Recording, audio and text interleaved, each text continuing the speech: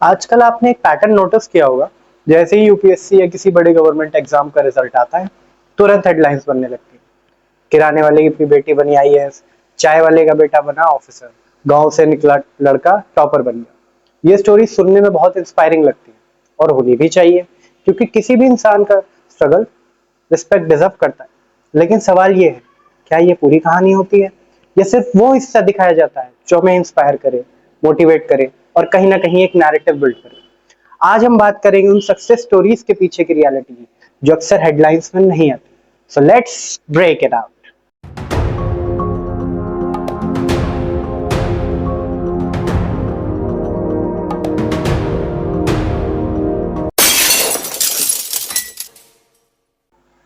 Problem यहाँ से start होती है जब एक नॉर्मल स्टूडेंट जो ऑलरेडी कंफ्यूज है अपने करियर को लेके, जब वो ऐसी स्टोरीज देखता है तो उसके दिमाग में एक लाइन फिक्स हो जाती है, अगर ये कर सकता है तो मैं क्यों नहीं। और सरफेस पे देखो तो ये बात बिल्कुल सही लगती है, कॉन्फिडेंस भी बढ़ता है। लेकिन इश्यू तब होता है जब ये लाइन इनकम्प्लीट इंफॉर्मेशन पे बेस्ड होती है, क्योंकि जब आप थोड़ा डीप जाते हो तो पिक्चर डिफरेंट होती है। हो सकता है जिस स्टूडेंट की स्टोरी आप देख रहे हो वो किसी अच्छे स्कूल से पढ़ा हो, उसने ग्रेजुएशन किसी स्ट्रॉन्ग कॉलेज से की हो, उसको प्रॉपर गाइडेंस मिला हो, या उसकी फैमिली ने उसे इतना सपोर्ट किया हो कि वो बिना किसी प्रेशर के 3-4 साल सिर्फ प्रिपरेशन पर फोकस कर सके। अब ये सब गलत नहीं है, बिल्कुल नहीं, लेकिन ये चीजें हेडलाइन में नहीं आती।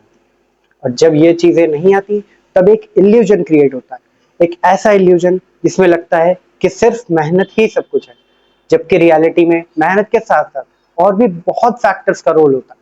Time, stability, exposure and guidance. यहीं पर एक बात और इम्पोर्टेंट एंगल आता है, कोचिंग इंडस्ट्रीज का।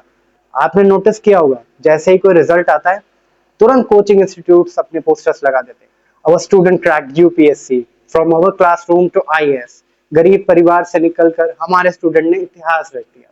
अब सोचो, एक स्टूडेंट जो ऑलरेडी कंफ्यूज है, जो डायरेक्शन ढूंढ रहा है, जब वो ये सब देखता है तो उसे लगता है बस मुझे भी ये कोचिंग ज्वाइन करनी है, फिर मैं भी कर सकता हूँ। और यहाँ से वो एक साइकिल में एंटर करता है, फॉर्म फिल करता है, कोचिंग ज्वाइन करता है, साल निकलते जाते हैं। लेकिन रियलिटी ये है कि हर कोचिंग का सक्सेस रेशियो भी उतना ही लो होता है जितना एक एग्जाम का। लेकिन मार्केटिंग सिर्फ सक्सेस स्टोरीज पे होती है, फेलियर्स पे नहीं। और इससे पूरे प्रोसेस में सबसे ज्यादा इम्पैक्ट किस पर पड़ता है? मिडिल क्लास और लोअर मिडिल क्लास स्टूडेंट्स पर, क्योंकि उनके पास लिमिटेड रिसोर्सेज होते हैं।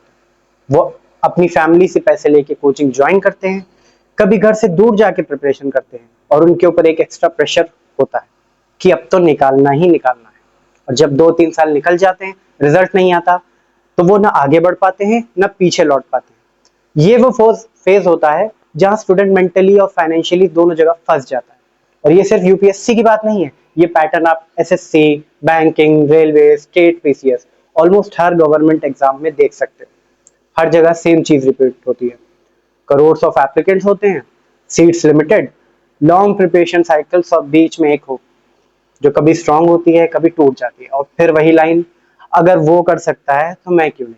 स्टूडेंट को बार बार उसी लूप में ले आती है।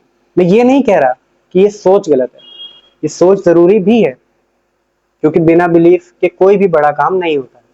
लेकिन प्रॉब्लम तब होती है जब बिलीफ के साथ क्लैरिटी नहीं होती, जब आप सिर्फ स्टोरीज देख के डिसीजन लेते हो और उनके पीछे की रियलिटी को इग्नोर कर देते हो।